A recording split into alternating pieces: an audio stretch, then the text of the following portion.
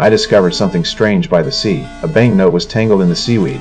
I couldn't stop laughing. As I stood up, I saw more banknotes in the seaweed, and they were piling up. I couldn't believe my eyes. I kept digging deeper and found out all the money came from a bag. I realized it might be dirty money, but after hesitating for a moment, I decided to keep it. I secretly took the bag home. I poured the money out. The bills were covered in seaweed, but I washed them one by one. Then I laid them out to dry. After a quick count, I realized there was over 5 million. My heart raced. This could change my life forever. When I walked out of the room, I ran into my wife. I stayed calm and decided not to tell her, but the taste of sudden wealth became addictive. I could now afford meals I'd never dreamed of. I even casually gave my wife a stack of cash. This is $500, Kevin.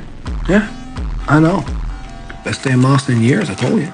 She seemed uneasy, but didn't say a word. To hide my secret, I kept pretending to gather seaweed for a living, but inside I was growing more and more disgusted. One day, while resting, I noticed a small boat in the distance. Curious, I got closer and saw even more money floating in it. A wave of panic hit me. This money must be connected to the boat. I quickly dragged it ashore. When no one was around, I poured gasoline on it and set it on fire. Soon, the police arrived. At first, they thought it was just a prank by a kid, but one officer found a banknote by the seaweed. The sheriff's face immediately turned serious, and not far away, my wife saw the whole thing. That night, she woke up from a nightmare and found I was missing. She went downstairs and saw me making breakfast. Then there was a loud knock on the door. When my wife opened the door, it was John. He said he came to find me, holding a banknote, saying it was mine. I panicked and quickly denied it. John gave me a meaningful look and said everyone who saw it should get a share. Then he turned and left. My wife looked at me, her eyes full of helplessness. The next day, the sheriff showed up at my door, handing me a banknote. He asked if I had noticed anything strange by the sea. I forced myself to stay calm, claimed I knew nothing. The sheriff smiled and turned to leave, but when I returned to the beach, I saw something truly terrifying.